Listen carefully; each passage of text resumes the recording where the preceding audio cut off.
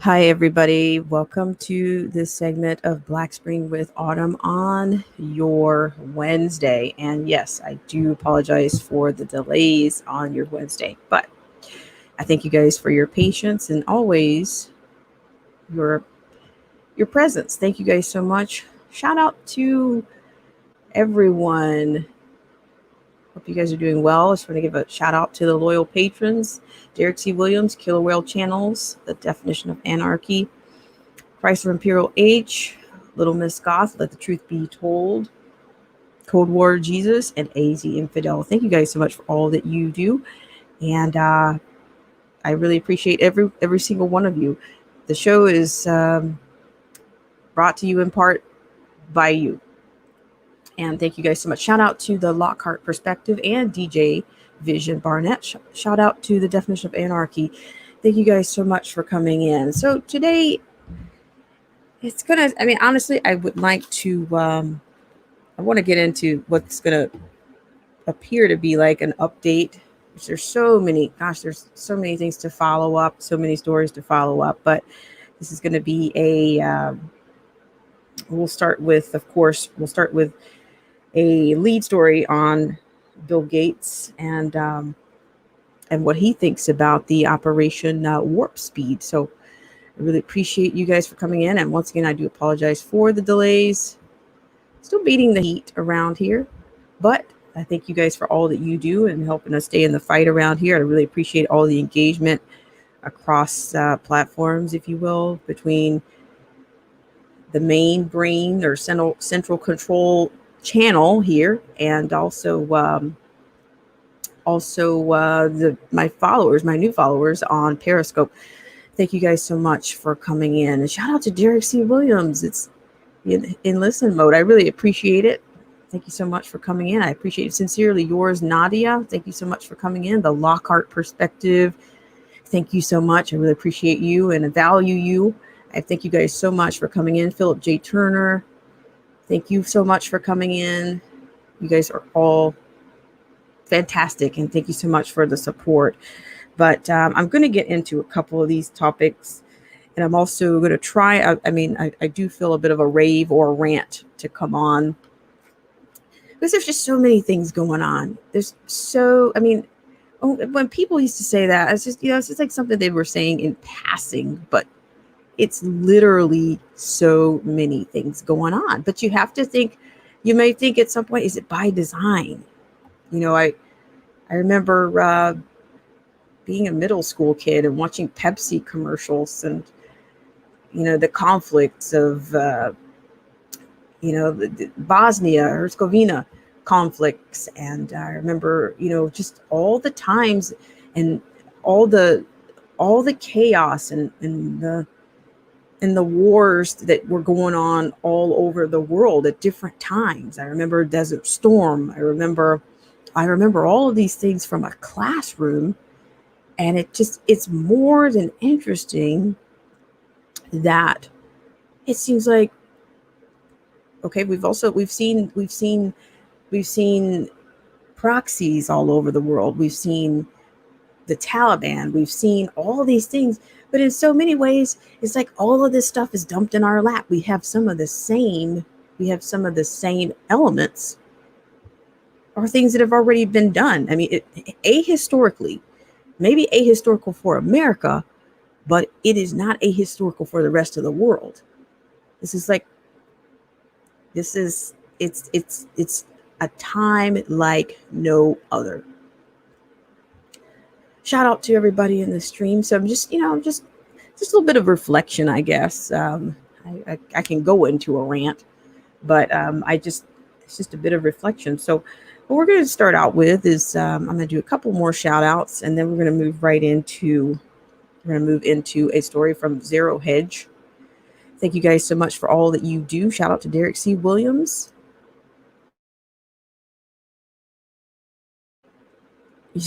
Derek says, did you see that bugs continually attack by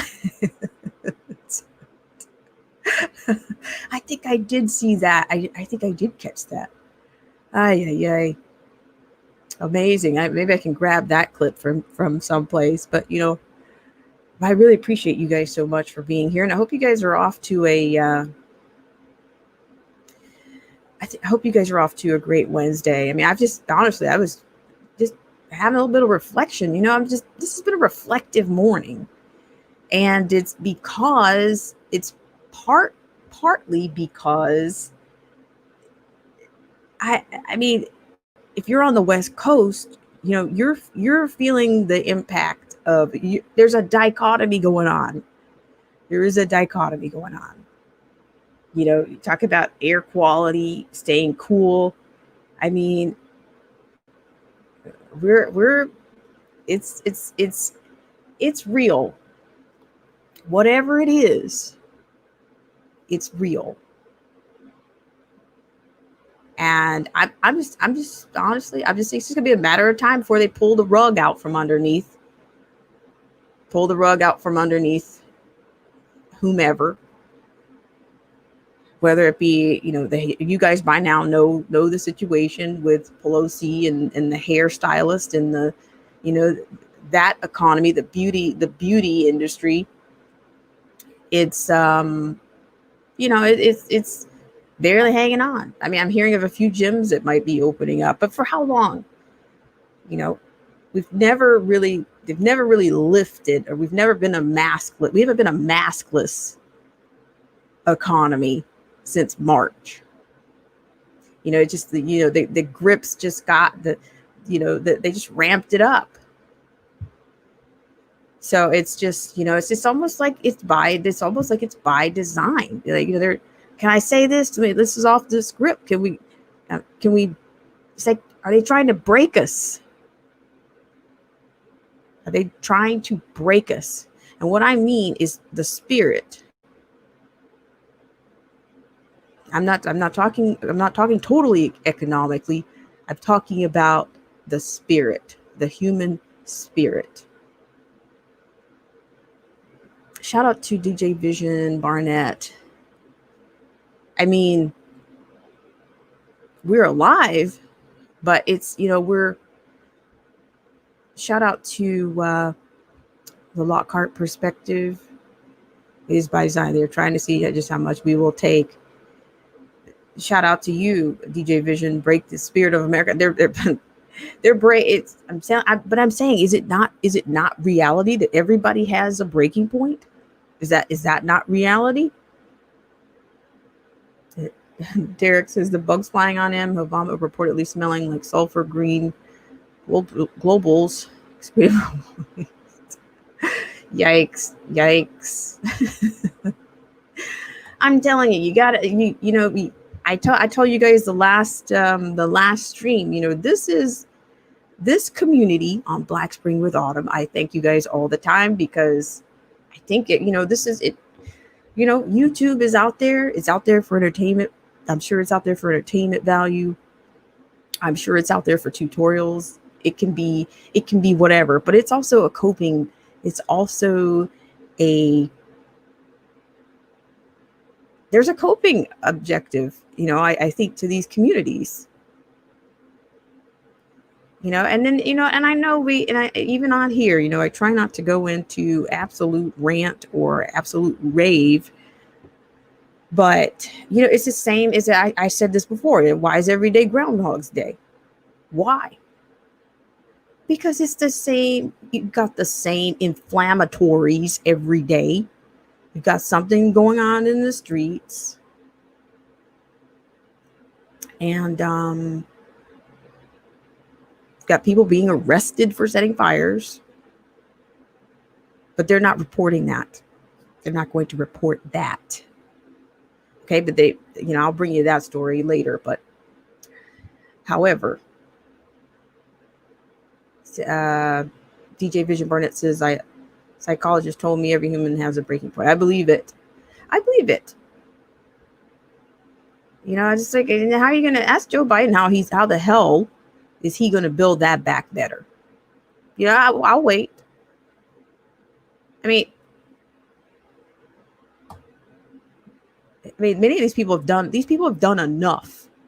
So how are you can't build some certain things you cannot build back. Okay. We're not mechanical dolls. We're not wind up toys. You can't turn us off and on like some radio.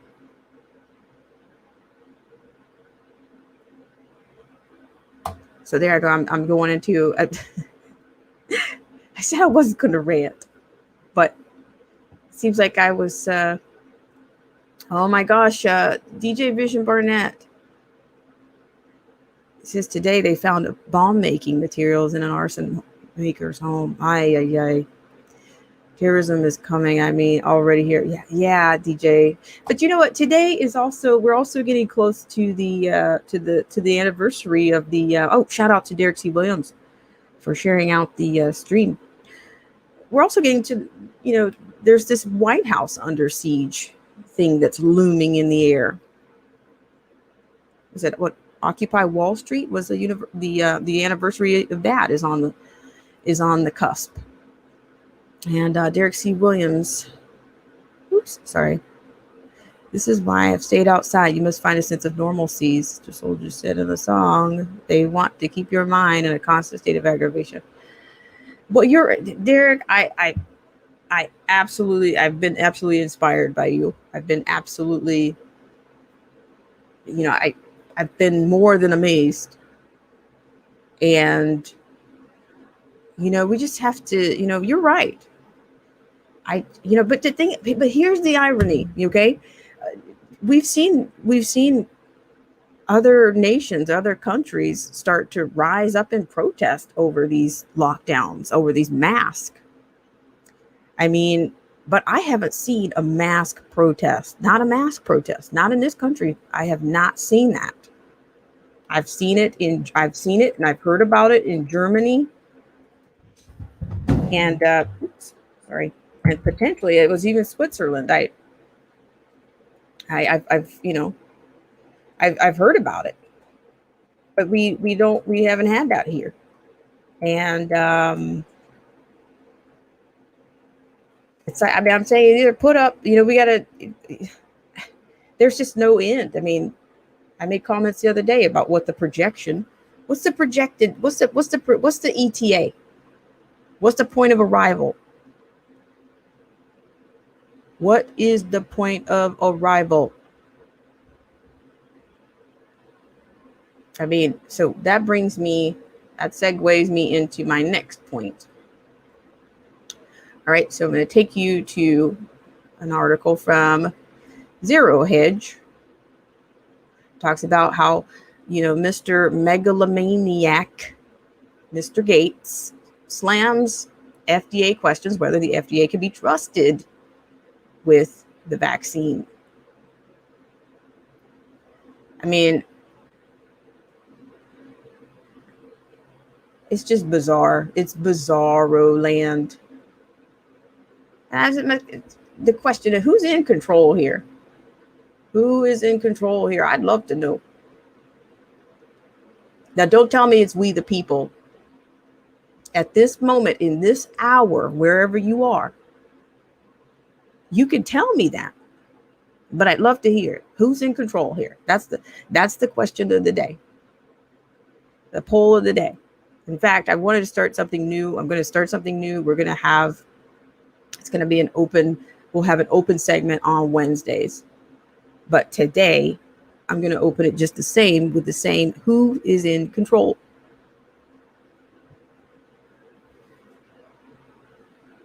Shout out to everybody in the stream. I mean, I'm sorry, look out, people. This place is fundamentally changing and changed.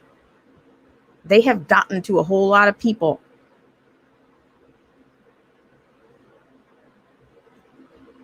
It's no matter what they know.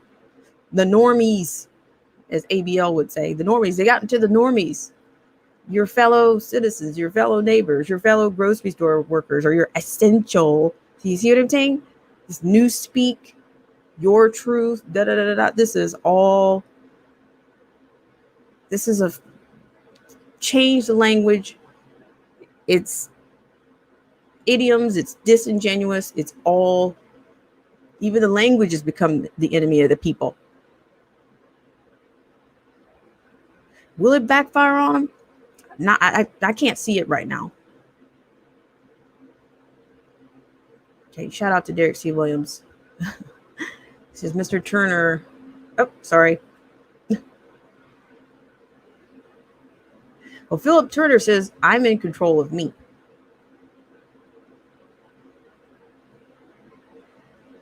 Let's see. All of us are birthing.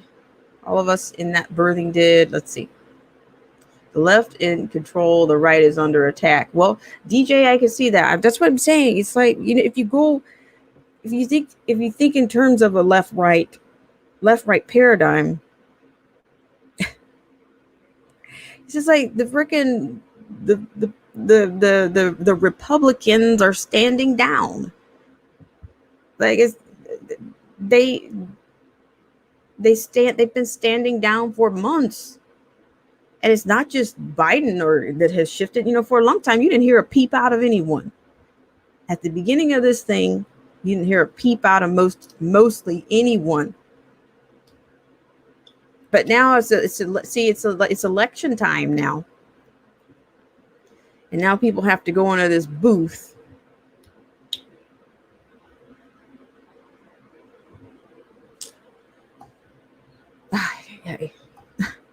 Shout out to everybody in the stream.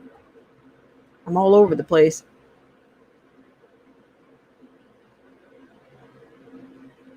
Let's see, Derek C. Williams. Let's see, hold on. LeBron James says nothing about cops being in the face head. Let's see, hold on. Derek C. Williams says, who's in control? Six corporations that control 90% of everything you see, hear, and read. Shout out to everybody in the stream. DJ says Republicans are being soft, in my opinion. All right, thank you guys so much for all that you do. So I'm going to go into this article with you guys, and this is going to come from Zero Hedge. I appreciate you guys for taking care of those channelytics. And once again, I really do apologize for being late. All right, so what you see before you is the liner. Bill Gates slams FDA, doubts agency can be trusted with the pandemic vaccine. Okay, Bill Gates just ratcheted up his PR campaign to sow doubts about President Trump's alleged, quote, political meddling with the FDA. Hey, that's rich coming from a guy who's made his name and his global wealth off of computers. He's meddling. Okay, I'm sorry. All right, so while also placing him in league, if only temporarily, with the vaccine skeptics Gates frequently rails against. During an interview with Bloomberg News, the Microsoft founder and Gates Foundation chairman, who persisted in his defenses of WHO, despite growing evidence of missteps, attacked the FDA's credibility, claiming that he no longer believes in the FDA is the world's premier public health authority. That's because this megalomaniac, he wants to be it, okay? If you guys didn't know, they actually because of the background of I'm not sure if he's been dethroned yet, but Tedros Adhanom from the World Health Organization, Gates is up for that position. If you didn't know, Gates is up for the WHO position. So of course, naturally, he's going to be scrutinizing and, he's going to ride and, the FDA and anybody. He wants his hand on the pulse of the world. And because, of course, Donald Trump just makes everything so much worse, according to this Bloomberg News interview. So I'll continue here. Gates, who has helped finance several vaccine projects around the world, said he doesn't trust the CDC either because credibility and a focused public welfare have become, quote, casualties of a presidency that has downplayed or dismissed science and medicine in pursuit of political gain, end quote. He cited the FDA's chief, Stephen Hahn's decision to, quote, backtrack end quote, on the agency's statement on convalescent plasma to back up his claims.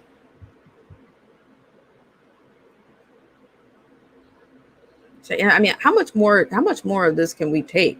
I mean, seriously? Okay, according to this, quote, we saw the completely bungled plasma statements that when you start pressuring people to say optimistic things, they go completely off the rails.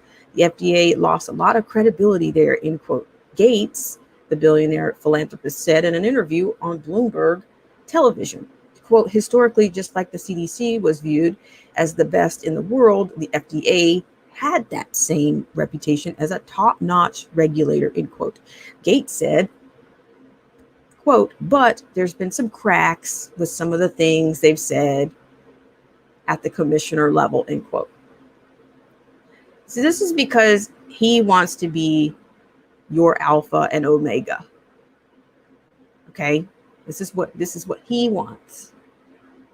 Okay? So while he said he applauds the Trump administration for their, quote, Project Warp Speed, end quote, which has put up billions of dollars for private partnerships and pharmaceutical companies to fund trials and research, Gates is taking issue with the lack of funding for, quote, manufacturing and procurement, end quote, i.e. building out permanent, did you guys get that? Permanent supply chains for medicines and vaccines in the developed world. If only somebody had thought of that. Well, there's at least 9 companies, I can think of 3 that are doing this. So what you have, AstraZeneca, BioNTech, Moderna, and there's at least 6 more. Maybe Johnson & Johnson may be one, but they're all doing their own, going about this their own way. However, I'll close this one out. Anyway, by spending another $8 to $10 billion, peanuts in the grand scheme of things, where Democrats are pushing to dump trillions more into fiscal stimulus, the U.S. government could save trillions in the lost economic output, Gates insists. Quote, here we go.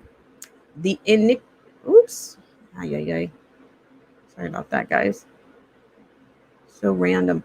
All right, so the iniquity of this, whether it's between citizens in the country, blue collar versus white collar, blacks experiencing higher sickness rate than others, poor countries can't borrow money and spend money like the U.S. or other rich countries have, end quote, Gates said, quote, almost every dimension of iniquity has been accentuated here, end quote. So guys, this is the game, okay?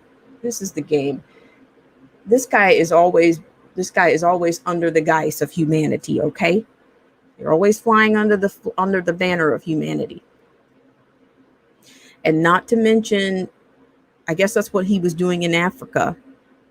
I mean, people have problems with this guy all over the world for his vaccines.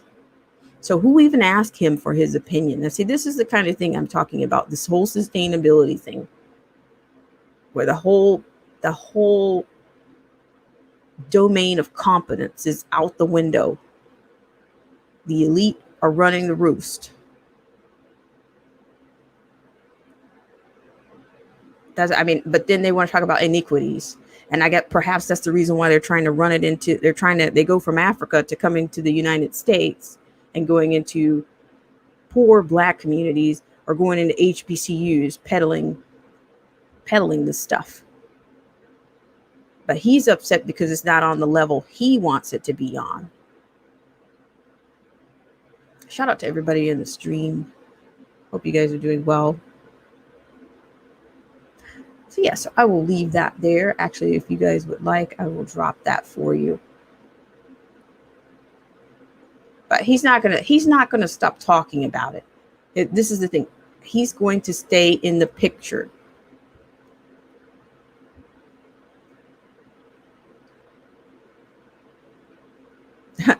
The Lockhart perspective. I got your comment here. I caught that one. All right. The Lockhart perspective says, you see, he is playing games. He just praised both the CDC and the WHO. See? You see what I mean? But the FDA is, I got to go all, he has to go all in on any other agent, all the other agencies. It's just, it is games. I agree. Shout out to everybody in the stream. You're just coming in. We were just talking a little bit on vaccines and, the thing about iniquities, can you guys think of it? Where in the world have we ever known there to be iniquities? But don't use iniquities and humanity to further your agenda. So all of a sudden, everybody cares about Black people.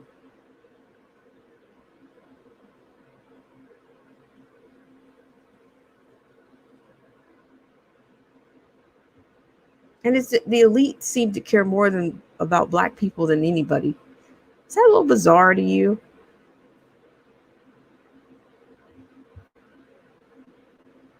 I mean,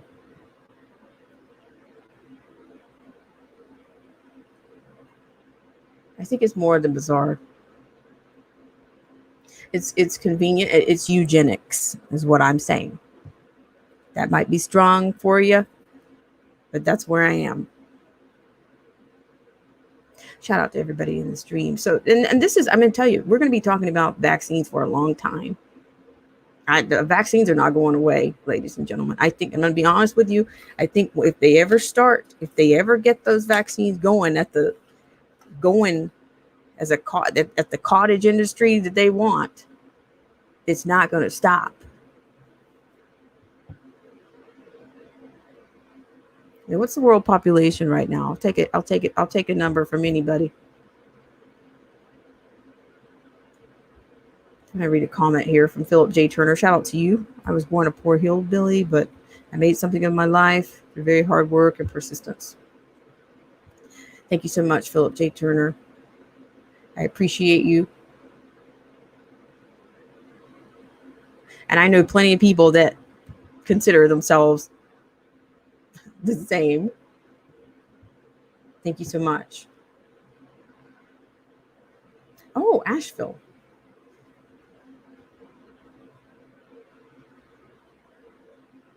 Thank you guys so much for tuning in. So I'm going to keep going here. But yeah, so here we go. Just one more for old times. Got another comment from Fox Business. Like I said, these, that's why when people said, oh, it shouldn't be about politics. It shouldn't be about politics. Well, what is not political? What is not political right now? I have a comment from the Lockhart perspective, and then we'll go from the Fox Business comment there. Shout out to you. Says they are the elites.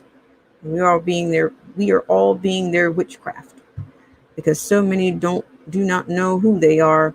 They have been here since before time. Thank you so much, Lockhart perspective. I really appreciate that. You guys check each other out. We've got some really great content creators, always. Some of the best content creators in the YouTube industry. Can I call it an industry? Some of the best. And they come right here to Black Spring with Autumn. Thank you for coming. So what I'm going to do is right now, I'm going to share this article with you. This actually comes from Fox Business, okay? And according to this is President Trump in an interview on, quote, at Fox and Friends, end quote, Tuesday, claimed a vaccine for coronavirus could be approved, quote, in a matter of weeks. Quote, I'm not doing it for political reasons. I want the vaccine fast, end quote, Trump said of the push for a vaccine called, quote, Operation Warp Speed, end quote. You wouldn't have a vaccine for years. I speeded up the process with the FDA. We're going to have a vaccine in a matter of weeks. It could be 4 weeks. It could be 8 weeks. We have a lot of great companies. It comes as several Democrats cast doubt on the safety of a potential vaccine due to accelerated process. Democratic nominee Joe Biden and his presidential candidate, Senator Kamala Harris, Democrat of California, have expressed concerns about potential political pressure they said could lead to a vaccine being approved too early. Okay, so let me just for a second here, shout out to everybody in the stream. Crazy Chick Sheena, thank you so much for coming in. How are you doing? So the thing about it is, this is here again, this is political, okay? Because right now, which cities, which governments, which management, which governments seem to be running their states as if the vaccine would be most advantageous to their economies? It's the Democrats, okay? But because a Republican is in the office right now, they will say, "Oh no, that's bad. But what I think the chances are very good that if there is a quote, a Harris Biden presidency, they're going to be pro. What are the chances? They're going to be pro vaccine. And then the other concern would be, you're hearing all this. Oh, well, it's going to be. Some people are saying, oh, well, he says it's going to be an option. I can't rest on that. I can't put stock on if they're willing to shut down entire economies, crash entire economies. Do you actually think that they would not? That who knows? We don't have the states. We don't have state regulated. We don't have state regulated regulations when it comes to. I don't think we have regulations in place that say you can do this when it comes to a vaccine. I don't think that we have somebody that's appointed. We didn't even appoint, like, how did even Fauci get into his position? He's a contractor. Who nominated him to tell us what to do? So do you guys actually think that there's not a chance that this could be a mandatory vaccine? Of course, we have states' rights. Yes, we do. But do you think that we're going to be, even Gates has said it himself, we're not going to be able to return to normal without a vaccine? What are the chances? The fact that he's even talking, that he has been in the thread of this whole vaccine thing, and he's in healthcare. Do you think we're not that we're not subject to some type of medical tyranny?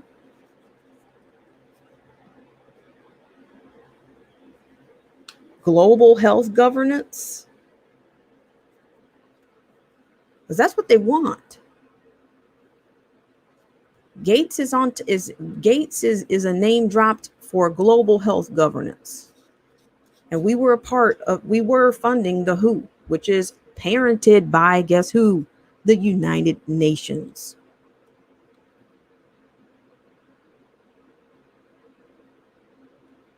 So if we become globally governed, global health governed, then there's a chance we're going to have to play by the global rules. I mean, I'm just talking about heights. We're the heights of government. We can't see them all.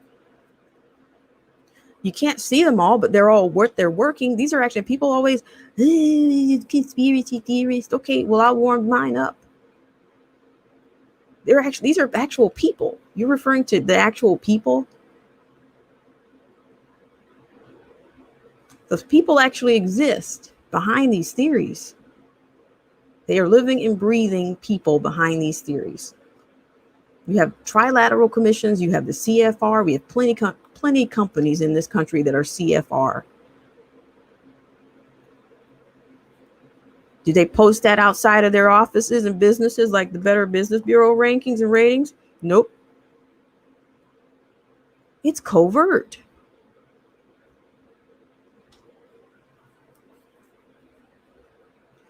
So I'm just saying, it's I'm not charging anybody with anything, but I'm just saying, consider this. All of this is unprecedented. And things are changing. And in fact, I will even say things have changed. Things have changed.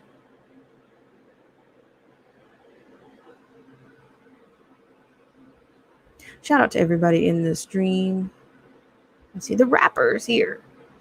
Thank you so much, Rapper, for coming in. I really appreciate it. And I'm not trying to gaslight anybody, but I'm just, but seriously, this country is huge.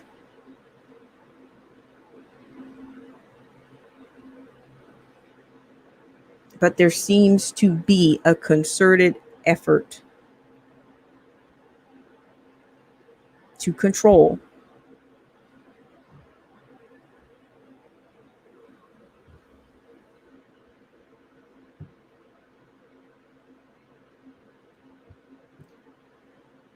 Shout out to everybody in the stream. Crazy Chick Sheena says that's why President Trump's not a traditional Republican. Well, see, and this, I mean, I mentioned something like that on a previous stream in which, the career politicians, you've got them, and they're not going anywhere. You've got the career politicians. They're not going anywhere.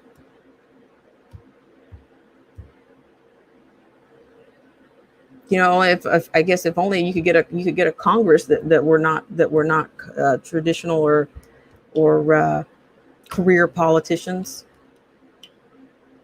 But like I was saying this on the night stream, one of my night streams, we got all these bright-eyed, bushy-tailed people, every 4 years they're running for Congress. And, it's kind of like a freshman. It's literally, you're a freshman and you go in there all bright-eyed, bushy-tailed, and you're this young whippersnapper, and you go in there with this whole little, case of ideas and how you can serve your constituents better. And then you go in there and you realize nobody wants to hear about your ideas. I can't imagine that. But then I would imagine the next thing, you're probably presented with some of these seedy or nefarious propositions. And there you go. And before you know it, you've joined the swamp too. Shout out to everybody in the stream. Hope you guys are doing well. I really appreciate it. I mean, honestly, I'm just saying, we've gone over some of the people that are running. I mean, we had Joe Collins on here back in May. And I mean, Joe Collins is running against Maxine Waters, the 43rd district. I mean, Joe's doing a lot of things. And I'm not sure what are the chances that I'll give if he wins. What are the chances that I'll get him to come back here? But I was very interested to hear his ideas and to hear his inspirations and his aspirations. But just deep down, when you strip everything away, when you strip all the ads and all the PR and the marketing away, and you wind up in Washington. I mean, I've never seen anybody even I don't even know if anybody's ever written a book about what they talk about the president's 100 days. What about the first 100 days of somebody that's actually been successful and run a successful campaign in their first 100 days? It's like the honeymoon. How long does the honeymoon period last before you realized, oh, nobody gives a damn about my constituents? There's a deal on the table over there with the special interest that I might need to I might need to get into that before if I want a chance at keeping my seat. Speaking of that, I'm kind of going off on a tangent here a little bit, but I'm just thinking, I'm just like, even Tulsi Gabbard. I mean, I think she's been blackballed. No matter how you feel about her, nobody wants to hear anything. I think well, they did say she was kind of snubbed for the whole DNC, but look at that DNC. It wasn't a lot, a little bit much to be desired there, but she's not even going up for re-election. I think she's pretty much done, and I can't say that I know why, but I would imagine, she wasn't playing the game. I think, she went after Clinton. She went after Clinton on the stage quite a few times, and she also went after your favorite Kamala Harris, during the primaries. In fact, I have tremendous amount of respect for Tulsi Gabbard, because I think Tulsi Gabbard is she's actually serving on a tour. So she's serving the country. She's not just out here touting her military experience or her bravery. I mean, she remains active. I mean, I've said this before, I think she spoke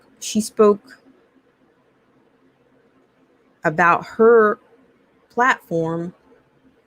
She had the most complete ideas than anybody in the clown car. I think, but she wasn't going to make it.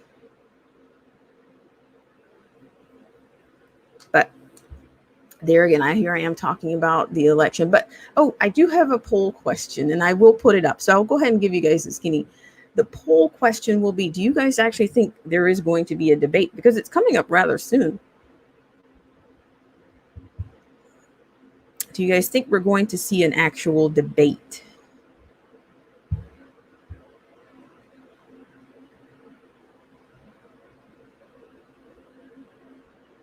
Shout out to everybody in the stream. Lockhart perspective. I'm going to try to catch some of these.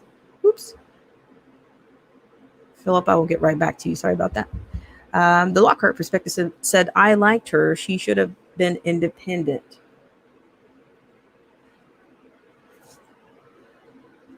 Shout out to you. And Crazy Chick Sheena says, Democrats are anti-American, race-baiting, abortionists, and anti-American family, traditional Christians, and man family. It's facts.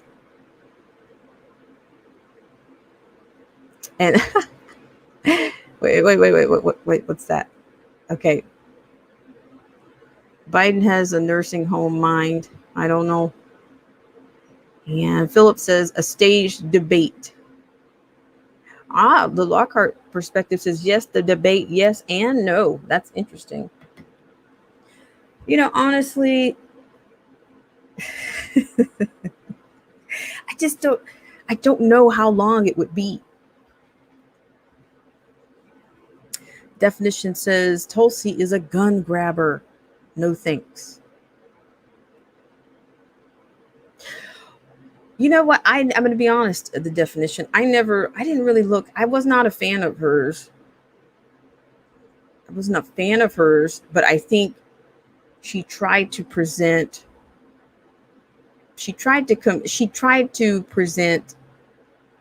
the most. I think she presented the most logical campaign amongst the people, considering the people she was running with. She was saying, in fact, she raised a few eyebrows, even from conservatives, I guess, or even Republicans, on many of the things that she was saying.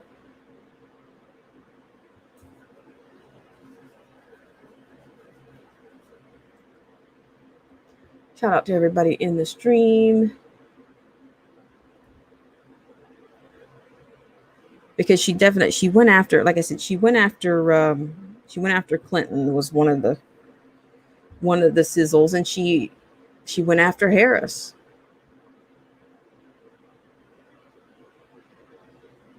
So I'm sure she was charged from all walks of life, from all walks of the assortment.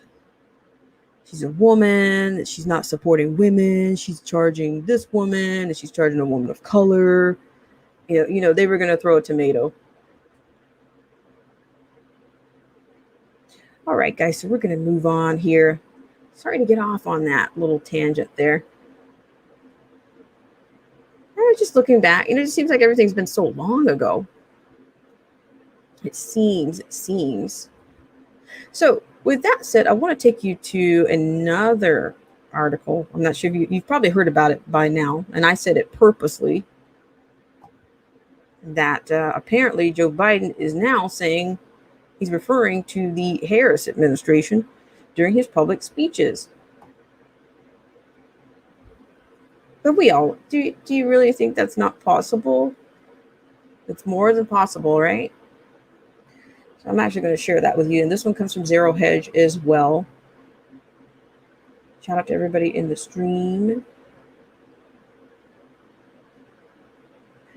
And I'm not male bashing here, but I think just FYI, just to close this one out, I'm thinking, it doesn't hurt, and I can say this, it doesn't hurt for a woman to be attractive. I will tell you, I think that's a lot of the attraction. Shout out to everybody in the stream. If you're attractive, of course, people are more they're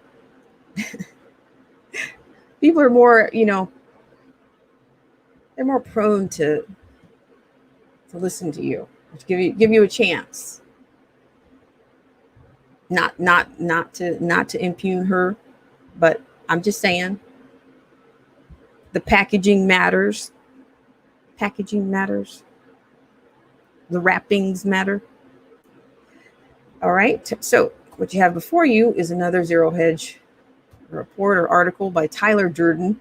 This is a Joe Biden and Kamala Harris both refer to Harris administration during public speeches.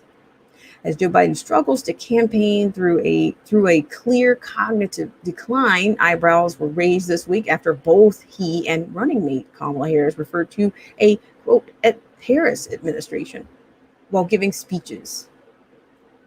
All right, so what I'm going to do is I'll play this one for you. Hope you guys are doing well out there. Thank you so much for coming in and taking care of those channelytics.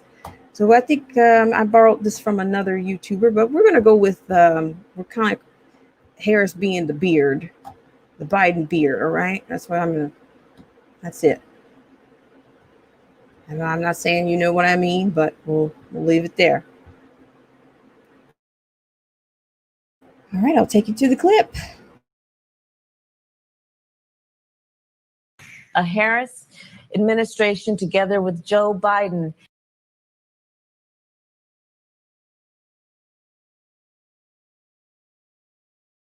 Did you get it? One more time for the people driving by with their window down.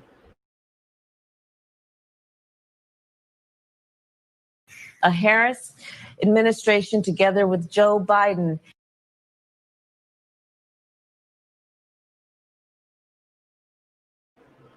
So there you go. Is that subliminal? Is that projection? I don't know. But, she just, every now and then, the truth comes out of the Democrats, it comes out. And I think they tell you exactly what they're thinking most of the time. I really do. Okay. And just one more time from the man himself.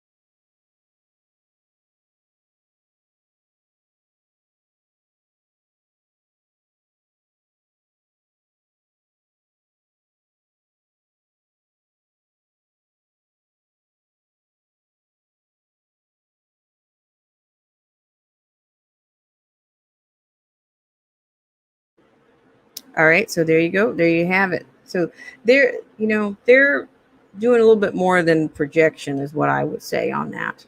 But while I say this, see, this is your culture. If the government can do everything. Now, whether you're spiritual or whether you're religious, I'm sure you've heard something like, I might get this wrong. You guys spin it for me if I get it wrong. But I can do all things through Christ who strengthens me. Well, some people think that they can do all things through the government who funds them. Shout out to everybody in the stream. All right. So, you just got a little bit of insight there. But I don't think it would take long. I don't think that Biden would last 100 days. I really don't. In fact, they're probably already, who knows? The legislation is probably already, they've already got it highlighted where that transfer of power would take place. I mean, just saying. Shout out to everybody in the stream.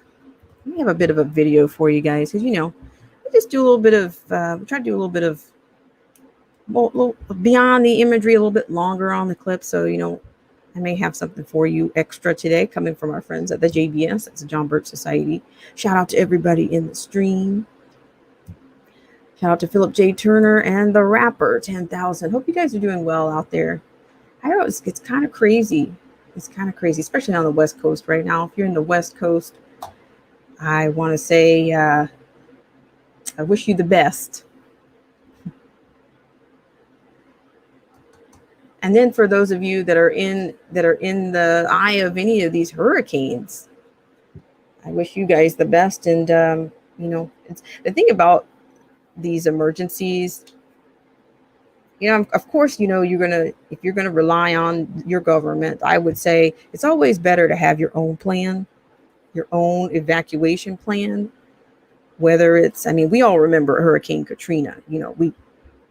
Some of you do. I don't think there's anybody millennials, super millennials in here. I think we remember, but I just think, it's just better to have your own plan for these emergencies and take cover when you can, as soon as you can.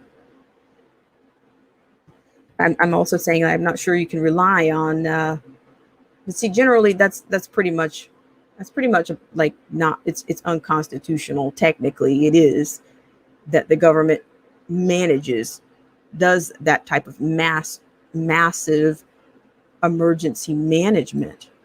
But that's what happens when you get a bunch of alphabet programs and agencies, and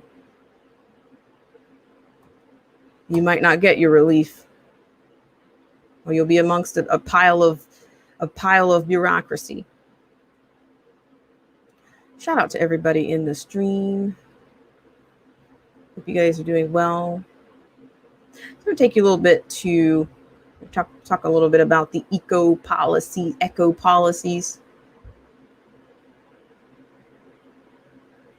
Hope you guys are doing well out there.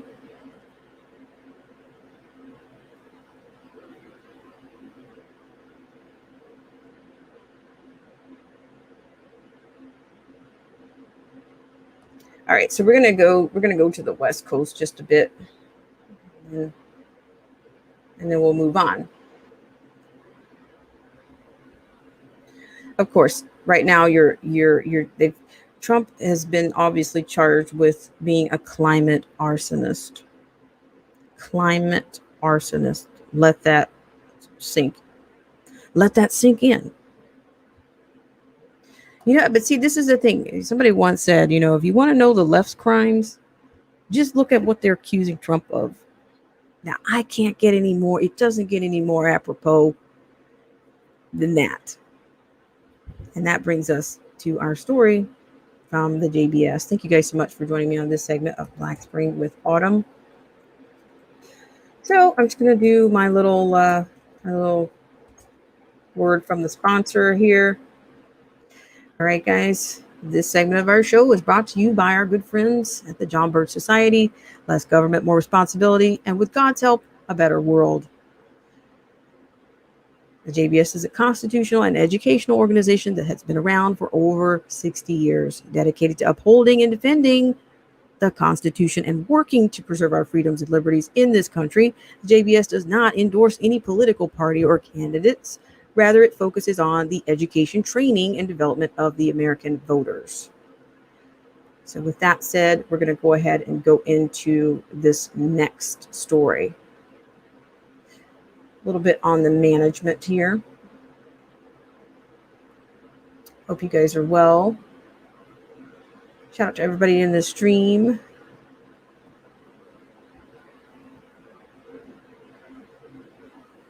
All right, so according to this is entitled, Here We Go Again. Leftist eco policies, not, quote, climate change, causing Western wildfires. All right, this is written by William F. Jasper. Here we go again. It's tragic, annual, and preventable event. Once again, uncontrollable wildfires are incinerating millions of acres in California, Oregon, Washington, and other parts of the West. And predictably, the, quote, progressive, end quote, politicians, along with their enviro activists and media allies, are once again blaming global warming for the infernos that their own infernal policies have created.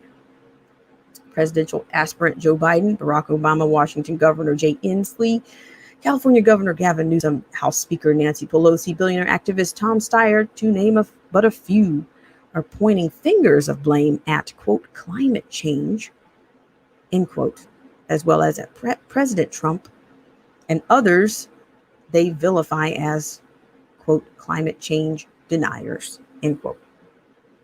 Quote, if you give a climate arsonist 4 more years in the White House, why would anyone be surprised if we have more America ablaze? If you give a climate denier 4 more years in the White House, why would anyone be surprised when more of America is underwater? End quote. Biden said in prepared remarks in Wilmington, Delaware on September 14th. Former President Barack Obama tweeted on September 9th, quote, the fires across the West Coast are just the latest examples of the very real ways our changing climate is changing our communities. Protecting our planet is on the ballot. Vote like your life depends on it, because it does. End quote. Does that sound a little bit like rhetoric or gaslighting to you? I mean, fear. You see, I mean, I spoke to someone who's a millennial earlier this morning. She said, they're not even talking about the COVID-19 anymore. How about, you're right. It's on to climate change, right? We're back to climate change. You're on a cycle here. Can't you pick it up? All right. So from Barack Obama, the fires across the West Coast are just the latest examples of the very real ways our changing climate is changing our communities. Protecting our planet is on the ballot. Vote like your life depends on it, because it does. Quote, you take away lodging, grazing, and maintenance, and you get firebombs, end quote. Ladies and gentlemen, I just have to stop right now, because, you know, the thing about all of this, see, the next thing they're starting to slide in here. We're back to sliding in the Green New Deal, right? Next thing they're going to be telling you guys is, well, according to Bill Gates, you know, if you eat less meat, most people people tend to eat more meat when they're doing better. I'm paraphrasing. So the next thing, you're going to have to be a vegan, or you're going to be, I guess, a science denier, I guess, a climate change denier. Shout out to everybody in this stream. Thanks so much, Crazy Chick Sheen. I really appreciate it. This is so much, you know, so much lunacy. It's like, oh my gosh, you have to believe in them. They don't have to have any empirical evidence. Believe them. Believe they're even telling you, believe what you are told rather than what you see. Don't pay attention to what you see. You notice that reporter, he says, oh, they're mostly peaceful protesters. It's supposed to be peaceful. Never mind, there's a building burning down behind me. It's peaceful.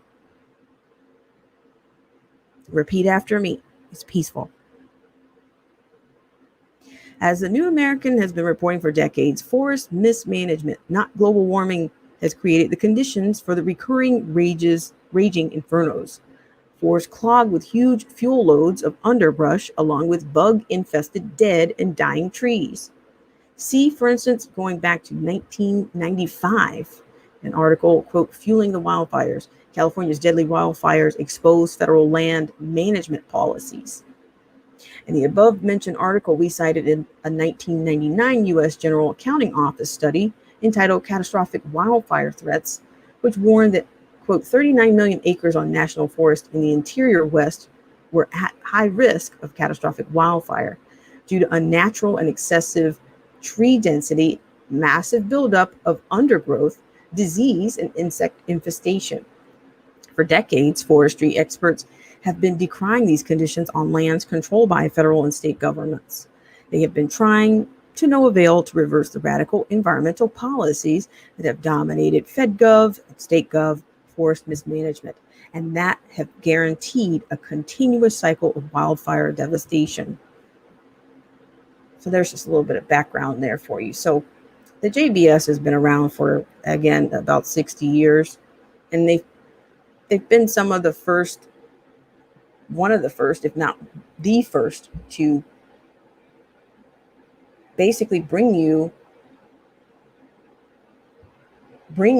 the tin hat, or bring you the uncover the hierarchies that are at work. But you're seeing them now. So I don't really know. And people sneak in that phrase conspiracy theory. It's conspiracy theory. And it's funny. It's funny to watch them sweat when they bring it in, because they still want to deny. Of course, on CIA platforms, you got to deny. So with that said, we'll have a word from Forest Fires and Climate Change with Todd Myers. Thank you guys so much for tuning in to this segment of Black Spring with Autumn.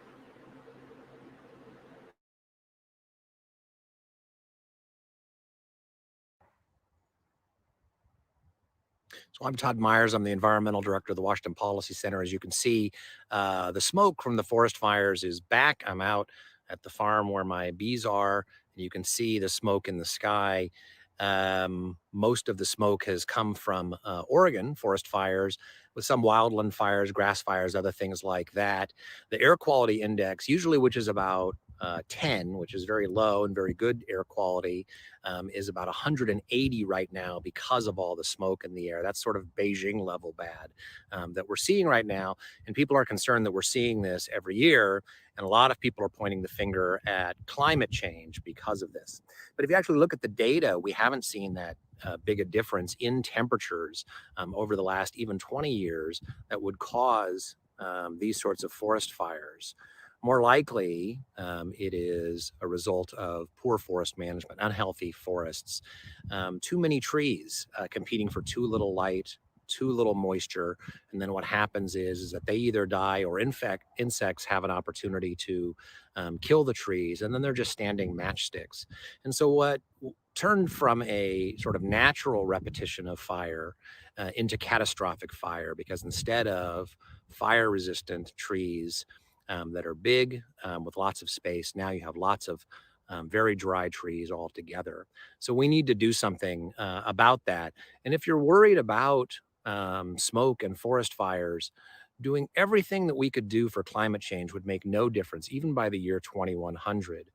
Temperatures are going to continue to go up, even if we could meet all of the most strict targets on reducing CO2 emissions, simply because that's the way it works. And that's what all the models show is that it wouldn't, even if the United States as a whole wouldn't make a difference of about a fraction of a degree. The only thing we can really do in the near term to reduce forest fires, to reduce smoky days like this, is to manage our forests better. it's a very expensive proposition, and there's a widespread recognition across the political spectrum and among scientists that we need to do that. The question is how to pay for it. Some people want to raise taxes.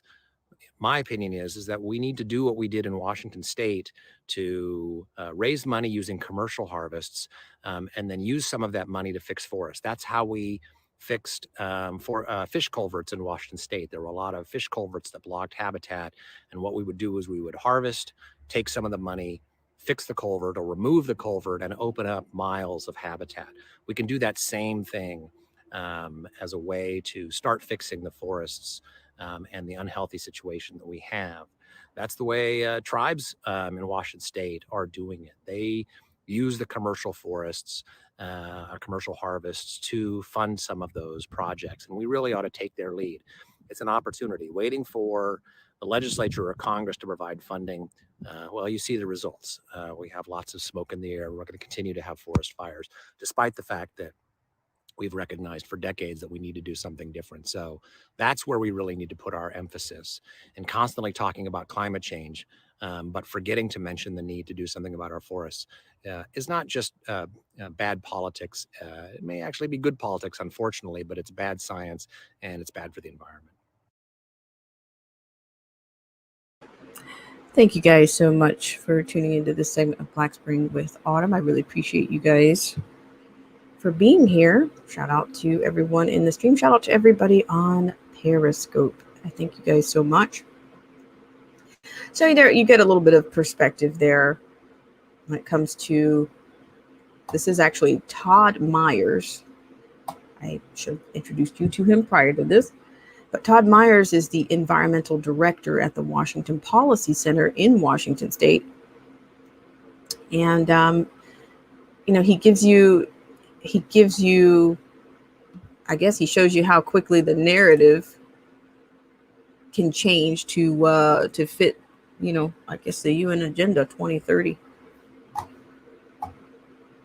So and who knows that you're right. The damage is going to continue. I don't know what's going to happen on the West Coast. Shout out to everybody in the stream.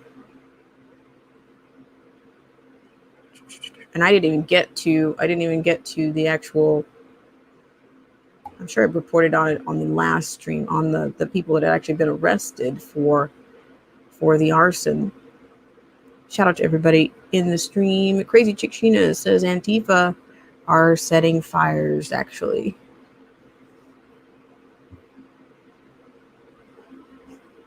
Shout out to everybody in the stream. Hope you guys are doing well.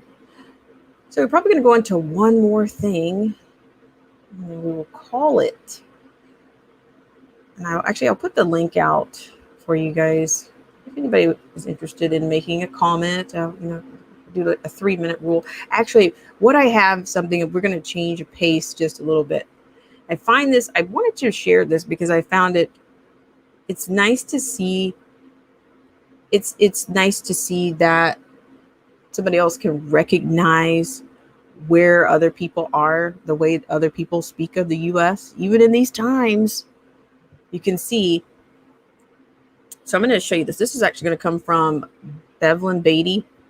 As you guys know, Bevelyn Beatty is an evangelist / she's very active when it comes to abortion.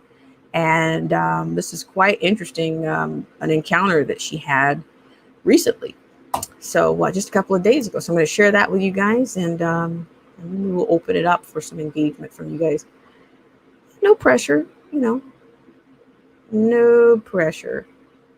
All right. I hope you guys are doing well. So this is kind of be a little bit of like international relations now. I mean, I'm sure you guys have been to Europe, or you will go there at some point in your life. But it's interesting to see. Of course, it's interesting to see how other people speak of the U.S. and they speak of course, the president, and it's kind of amazing. So without further ado, I will stop talking and I will share this with you. Shout out to everybody in the stream.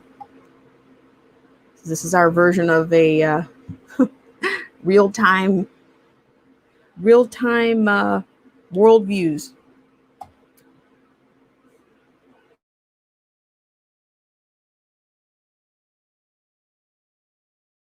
How can you even speak about Trump as a president when your own country in Nigeria is whack? And what I'm not understanding is you had to migrate just to live and have some money and have a decent economy. You had to migrate all the way to America, and now you're saying Switzerland, but then you want to talk about my president. Don't talk about my president. Worry about yourself. Yo, I hope you helping your people back home. I hope you didn't just leave them high and dry, because Nigeria's doing real bad. You could never speak on my president.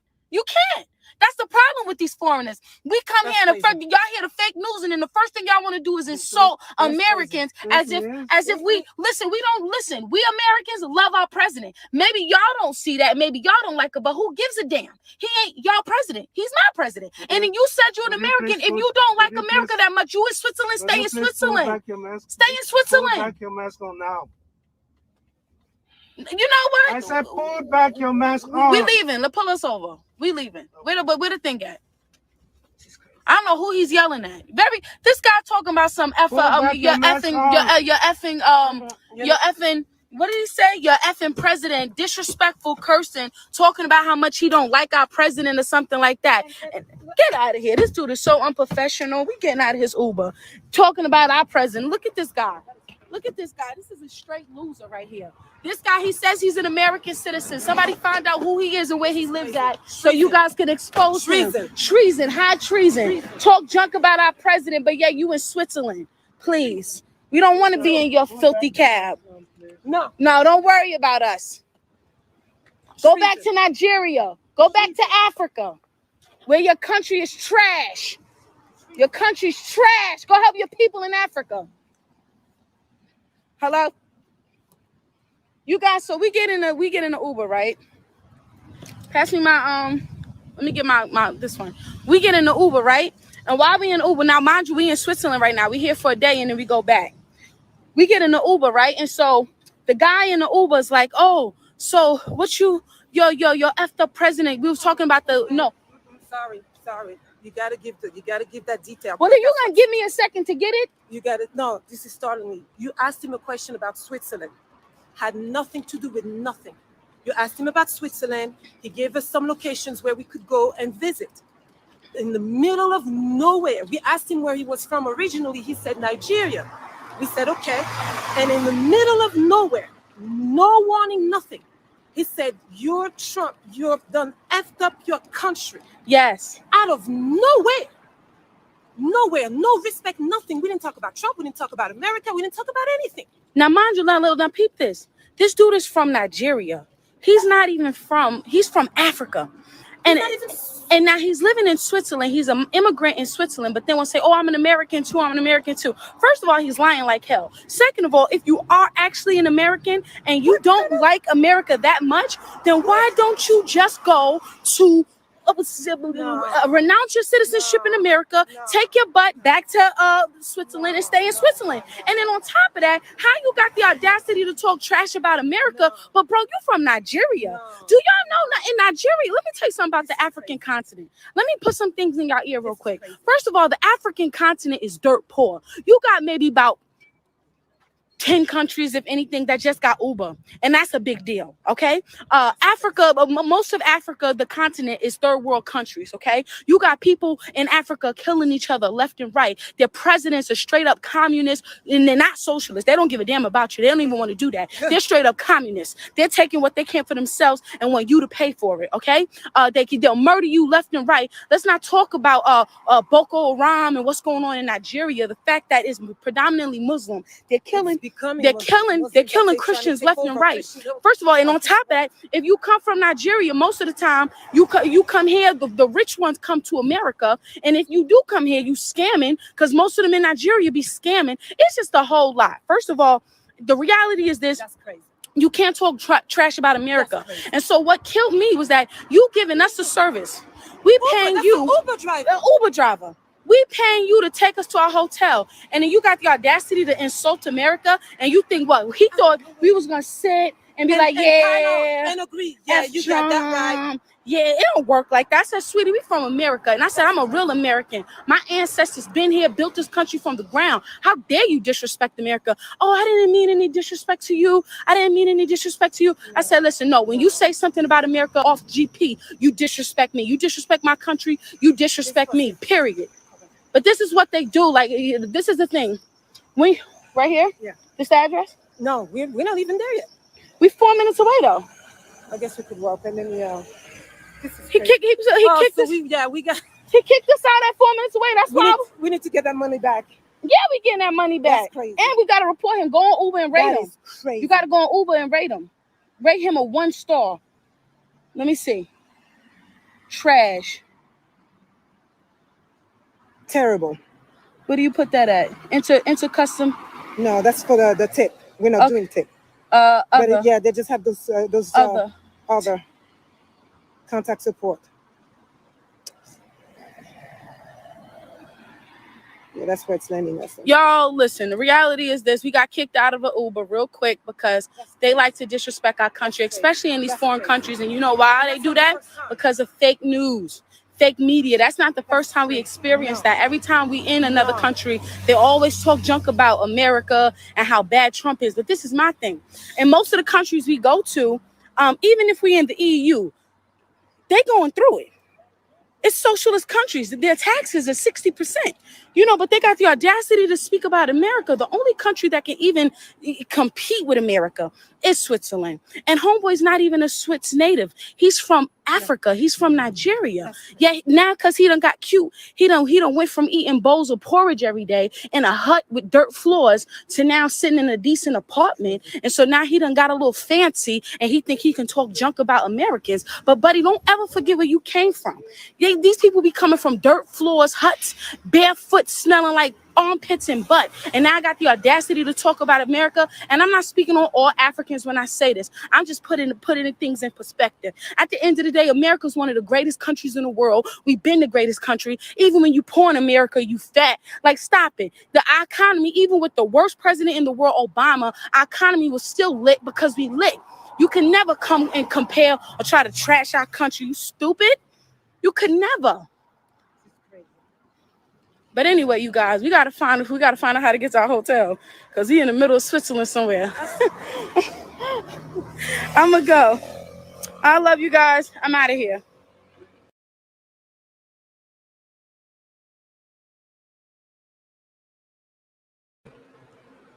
All right, guys. Thank you so much for tuning in to this segment of Black Spring with Autumn. So yeah, that was actually just a couple of days ago. That actually transpired. But the thing about it is, I've had that happen actually to me before, because everybody wants to talk about Trump. They want to talk about, well, I mean, let me just put it here. Most of the world is pissed because the U.S. Trump took us out of the Paris Climate Agreement.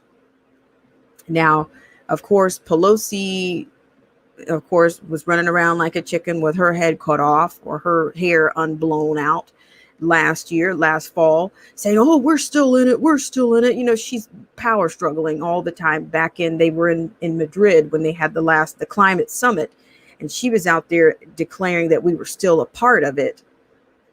But most of these countries are pissed because Trump does not want the American taxpayer to subsidize the whole freaking world. No more. He's saying enough. There's one thing about President Trump. He's been consistent about America getting fleeced or being taken advantage of. He did interviews with Oprah Winfrey decades ago, and he has said the same things. He gave them their national accolades. Say, those countries are great, but they're taking advantage of America. And in fact, he has said, which I would imagine that he said this with some information, some credible information, that America being a part of the Paris Climate Agreement would suppress our economy. So when you have people out here, this is a freaking global tax. It's a global taxation is what it will end up being. You know, what was it when I was a kid? People used to say, oh, after a while, they're going to be charging you guys for air. Well, here it is. Here it is. It's a carbon tax, no carbon emissions. You know, you had even that's up here again, enters the Green New Deal. If you end up getting rid of, if you eliminate these things by eliminating planes, trains, that's a part of the objective of the Green New Deal, is to eliminate. They have a entire agenda that's in lockstep with the UN Agenda 2030. I encourage you guys. I mean, they've reestablished, and they've reworked their website, un.org. Go there, see it for yourself. But it's a part of the Green New Deal, is to eliminate these gas and the carbon footprint. You might have heard.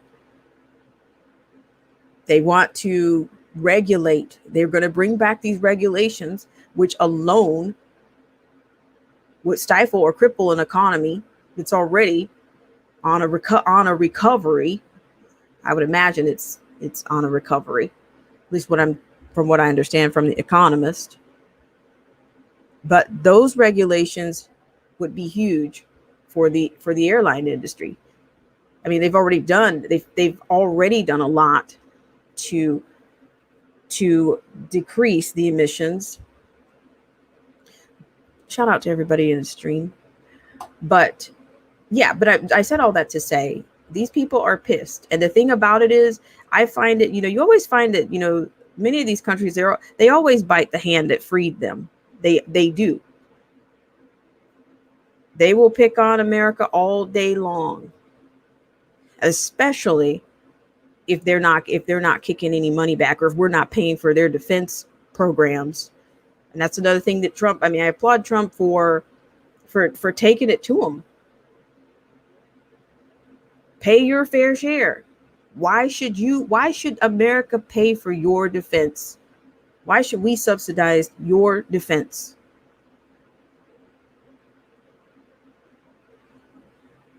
I'm just saying. So that's part of the reason. I think that's part of the reason. That's the hottest thing going right now is this climate change. And that's a big part of the Green New Deal.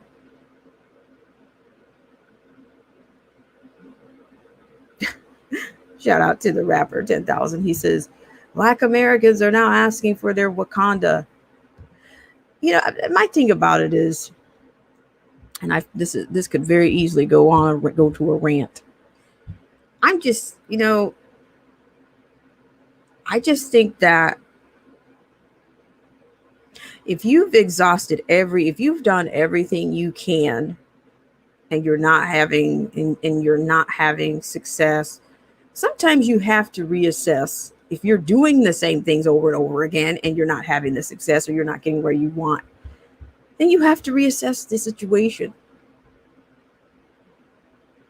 You have to try another approach, but you have to try. And I just, some people just don't, everybody's not coming from the same place. I get that. But if you have a defeatist and a loser attitude, in the words, I don't throw that word around very often, but if you have a loser mentality, you're going to lose. You can't win if you're focusing on losing. You'll be done before you even get started. And unfortunately, that happens. And I will tell you, let me just put this out here. Thing about it is, some people, they talk about, of course, I had my parents, they grew up in a time where they were actually, a part of, they witnessed some levels of segregation or integrating the schools. But the thing about it is, they never talk about these things. But I just wonder, I'm just saying, did you do everything that you could do? Instead of wasting your time comparing and looking at somebody else, did you do everything that you could do for yourself?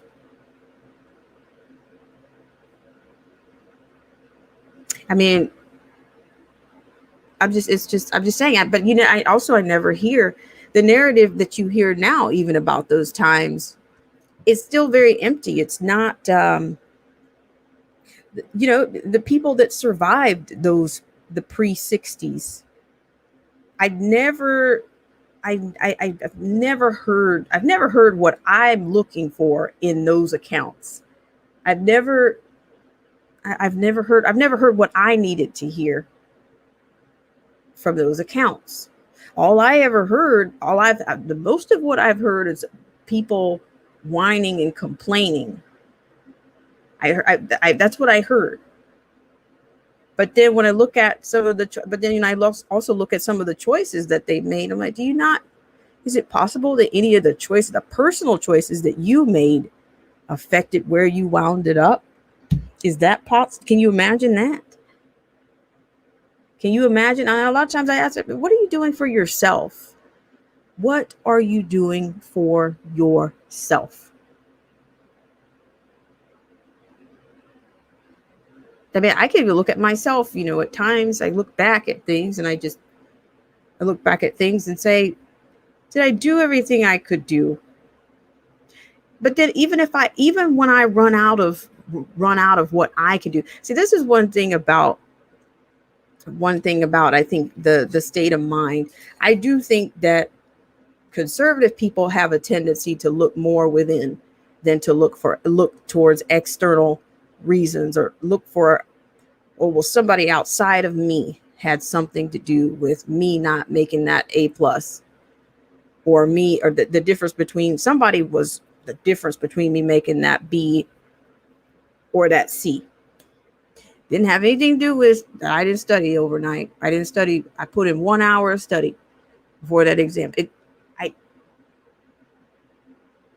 I'm saying, I don't know.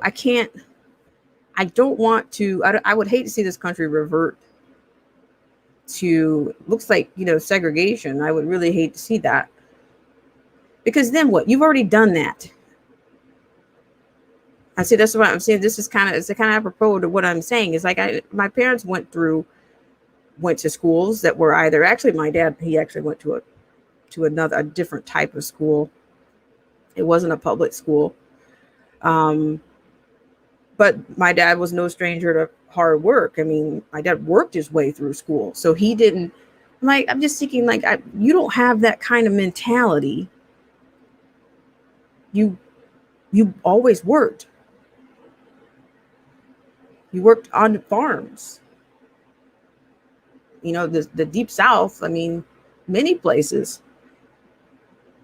Or you could find people that farmed or knew how to do agrarian work with their bare hands during that time. I'm just thinking, so you're not a stranger to hard work. So what is it? What is it that puts people in a state of mind that they just, is it struggle? Okay, you got struggle, of course. You're struggling. You don't have a lot of money. You don't have a ton of money. Some people, you don't have any money. You didn't realize how poor you were until you were like 18 or 20, 21 years old. Because I'm going to tell you the truth. I think extreme poverty, I think, is known. So, I mean, it's much more obvious. But I mean, I've known people that, grew up sleeping on the floor. They never had a bedroom. And he became a doctor. I mean, he grew up, his clothes were hand-me-downs. Even his underwear were hand-me-downs. He had a couple of pairs of clothing. And that's harder than that's harder than most people grow up. I think that's harder than most people grow up. mean, like not even having not just a room, but you didn't have a bed. You were sleeping on the floor. But that's totally inspiring to me that somebody can go from sleeping on the floor, having hand-me-down underwear, to becoming a doctor. I mean, to me, that makes me seem like I'm whining.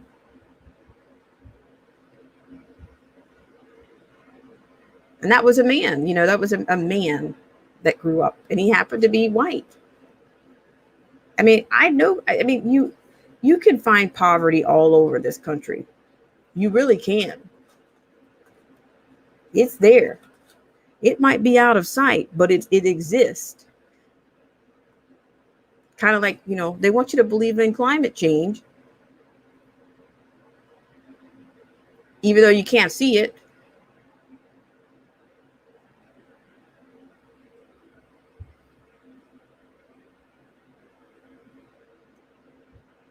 So I'm just saying, I don't know. There's all this Wakanda stuff. I just can't deal with the fraud. I started off one stream talking about that. I started off one stream talking about the fraud. Why are there so many fraudulent people? Why are there so many fraudulent institutions?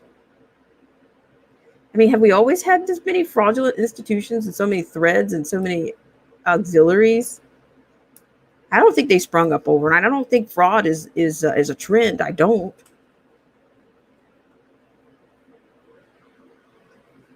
I mean, and then I have friends, we all say, look, we're all one paycheck away from being on the streets. I think that's real. I have a friend that she's whining all the time about something. And I'm just thinking, okay, but listen, you don't go into the arts because of the money. Now, I don't know if anybody ever told you that, but you're not going into the arts, to the performing arts, because of money. But that's a career that you chose. You chose that career. So if you find other people that are driving luxury cars and living in high rises and all this, but you're a musician, you're a professional musician. You might be, as they say, you might be out there grinding, but you're not grinding. But the way you're grinding is not going to yield the GEP, the greatest earning potential. It's just not. But see, I think that's where the whole movement from people gets lost, because you want to complain, but you don't take any responsibility for your own actions. You don't take any responsibility for your own self-education, which, i.e., reading. We'll say, oh, well, we didn't know how. Okay, but you can read now. You can read now, right?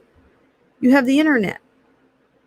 Maybe you should start get to know some people that know about what you want to do, and you'll start to see some changes. You'll be in the know. Then what? Then what are you going to complain about? What are you going to complain about that? Because see, this is the thing. Let's just be clear, as they say in the political world. As long as there's no problem, if they resolve, if a person can resolve your problem, if it can be resolved, then that means you have nothing to complain about. When you if you fix people's problems, then their whole narrative and their whole conflict is crushed. You crush them when you resolve their problem.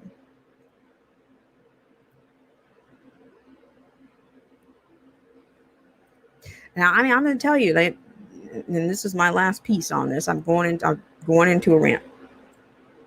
Thing about it is, the colleges, they graduate thousands upon thousands upon thousands of thousands and thousands upon thousands of students every so many weeks. But they don't actually, you're not guaranteed anything. In fact, it's to me, I'm not convinced that it's an edge to have a degree, depending on what it is. It used to be, there's certain degrees or to certain industries. Like, I guess we're going to come up with pretty soon, we're going to have just essential industries, I guess. And then everybody else has to stay home. And see, that is the danger of going to changing, for us to shift to either socialism or communism, because the next thing you know, they'll be telling you, well, yes, you can go to college, but you got to go and train for what we tell you, for what the state says you have to train in. But I want to be an ice sculptor. No, you're going to be a ditch digger. But I want to be an engineer. No, you're going to be a plumber. That's the danger in having government run everything. Shout out to everybody in the stream. Shout out to everybody in the stream. I see your story there, Philip. I hear you.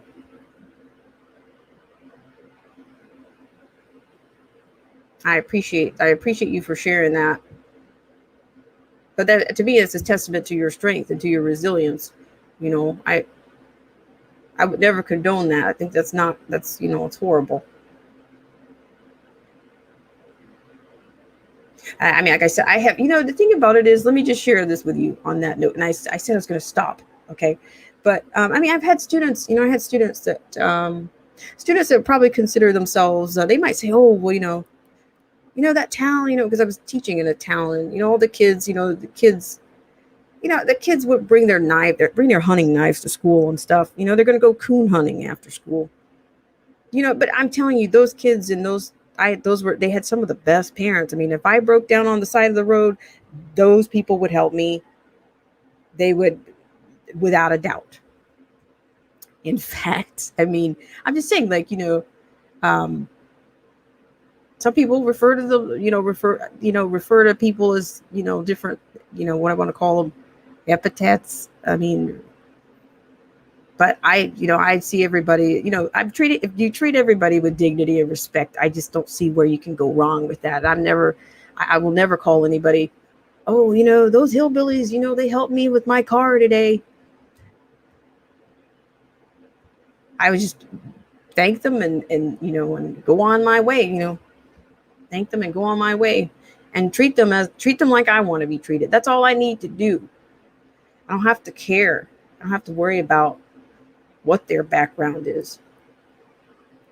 And the thing about it is, I would do the same. It's a reciprocated. And that's the thing about it, is every 4 years we have these little mini race wars, right? But something tells me this one is not going to stop, because you're going to use it.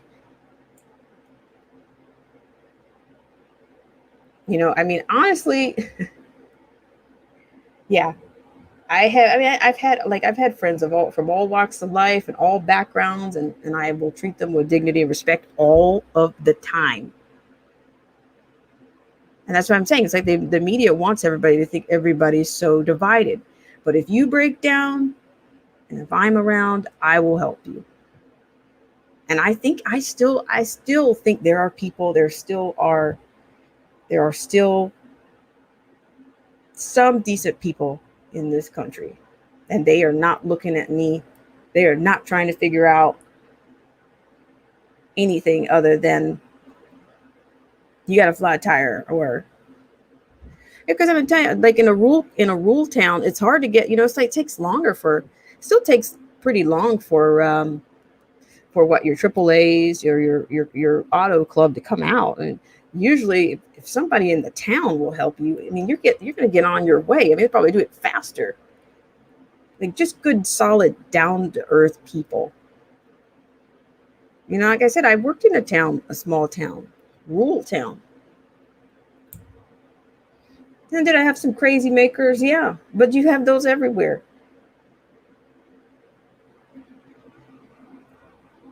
So I appreciate you guys so much. I thank you guys so much for coming on today. And I know I was late, but unfortunately it happens. And I don't mean to make it happen regularly, but today something extra was going on. So, but I appreciate you guys as usual. Shout out to Cold War Jesus. Thank you so much for coming in. I appreciate you for you and all of your support. I appreciate you guys very much.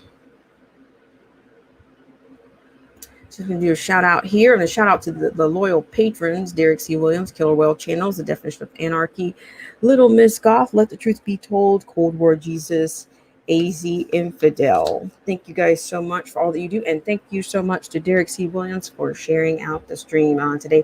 I really appreciate it. I appreciate you guys for all that you do. And I want to give a shout out to all of the followers on Periscope, and also, silly as, how did you sneak in here? You were probably sneaking in here while I was talking. How are you doing?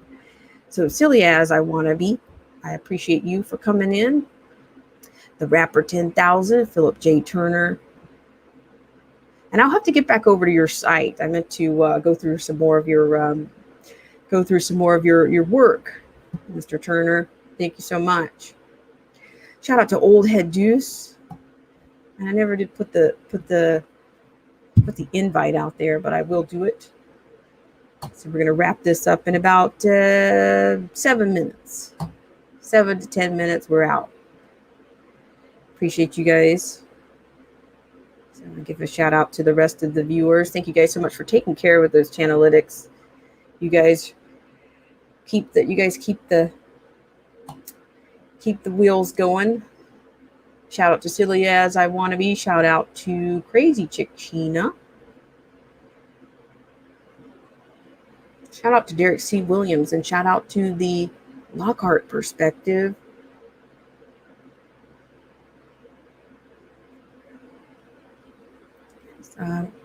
Definition of Anarchy. Thank you guys so much for coming in. And once again, I say this, and with all sincerity, we have lots of great content creators here. And, I no doubt, I do believe if you guys were to break down someplace and you guys could help each other, you would do that. I honestly believe that. I hope you guys are doing well. Yeah, but I was trying not to go on to a rant today, but I'm not saying it's not coming, because it's just, I opened up with this. I guess I'll close out with this. There's just so many things going on. It's like your head will spin. It spins. And there's more. I think the update stories. You get the update stories are just as loaded as the breaking. It's breaking until it's not breaking, right? Breaking.